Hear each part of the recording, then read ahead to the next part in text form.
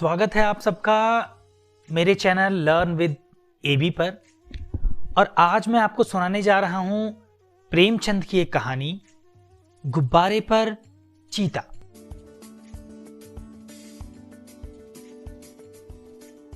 मैं तो जरूर जाऊंगा, चाहे कोई छुट्टी दे या न दे। बलदेव सब लड़कों को सर्कस देखने चलने की सलाह दे रहा है। बात यह थी कि स्कूल के पास एक मैदान में सर्कस पार्टी आई हुई थी। सारे शहर की दीवारों पर उसके विज्ञापन चिपका दिए गए थे।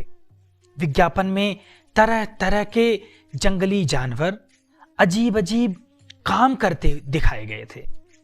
लड़के तमाशा देखने के लिए ललचा रहे थे। पहला तमाशा रात को शुरू होने वाला था, मगर हेडमास्टर साहब ने लड़कों को वहां जाने की मनाही कर दी थी। इश्तिहार बड़ा आकर्षक था।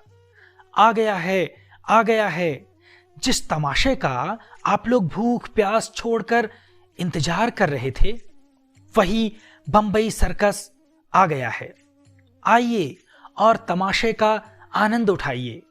बड़े बड़े खेलों के सिवा एक खेल और भी दिखाया जाएगा जो न किसी ने देखा होगा और न सुना होगा।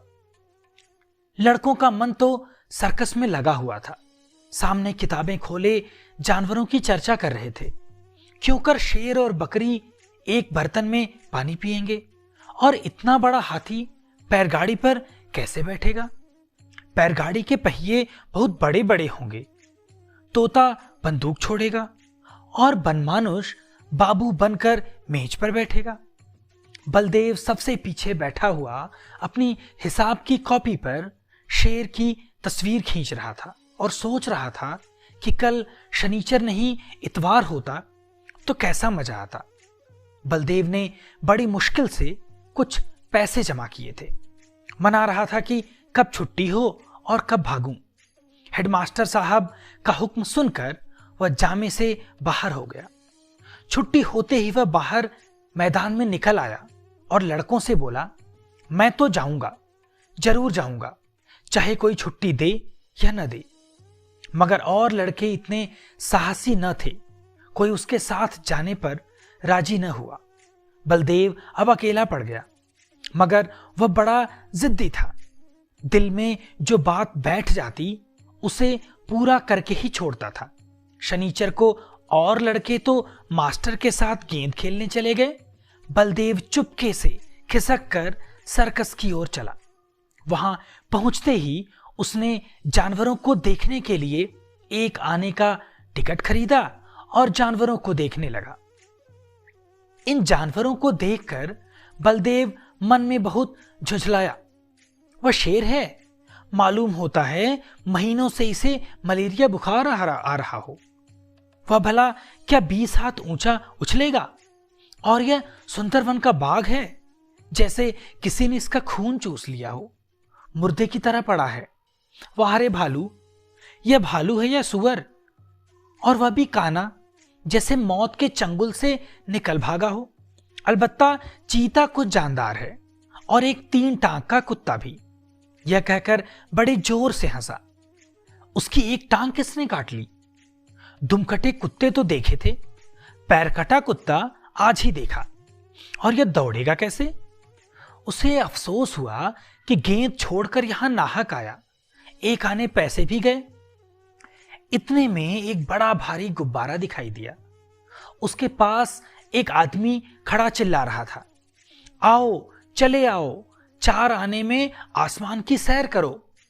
अभी वह उसी तरफ देख रहा था कि अचानक शोर सुनकर वह चौंक पड़ा। पीछे फिरकर देखा तो मारे डर के उसका दिल कांप उठा। वही चीता न जाने किस तरह पिंजरे से निकलकर उसी की तरफ दौड़ा चला आ रहा था। बलदेव जान लेकर भागा। इतने में एक और तमाशा हुआ। इधर से चीता गुब्बारे की तरफ दौड़ा। जो आदमी गुब्बारे की रस्सी पकड़े हुए था वह चीते को अपनी तरफ आता देखकर बेतहाशा भागा। बलदेव को और कुछ न सूझा तो वह झट से गुब्बारे पर चढ़ गया। चीता भी शायद उसे पकड़ने के लिए कूदकर गुब्बारे पर जा पहुंचा। गुब्बारे की रस्सी छोड़कर तो वह आदमी पहले ही भाग गया था। वह गुब्बारा उड़ने के लिए बिल्कुल तैयार था। रस्सी छूटते ही वह ऊपर उठा। बलदेव और चीता दोनों ऊपर उठ गए। बात की बात में गुब्बारा ताड़ के बराबर जा पहुंचा। बलदेव ने एक बार नीचे देखा तो लोग चिल्ला चिल्ला कर उसे बचने के उपाय बतलाने लगे, मगर बलदेव के तो होश उड़े हुए थे। उसकी समझ में कोई बात ना आई। ज्यों ज्यों गुब्बारा ऊपर उठता जाता था, चीते की जान निकली जाती थी। उसकी समझ में न आता था कि कौन मुझे आसमान की ओर लिए जाता है।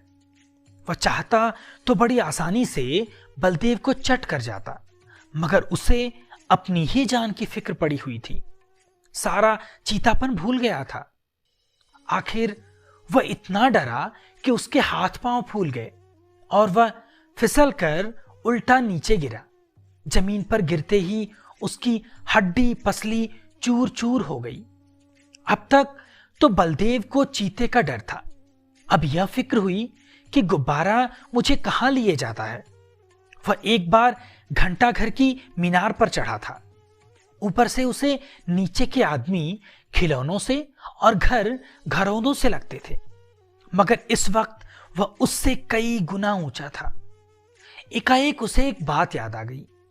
उसने किसी किताब में पढ़ा था कि गुब्बारे का मुंह खोल देने से गैस निकल जाती है और गुब्बारा नीचे उतर आता है, मगर उसे यह ना मालूम था कि मुंह बहुत धीरे धीरे खोलना चाहिए।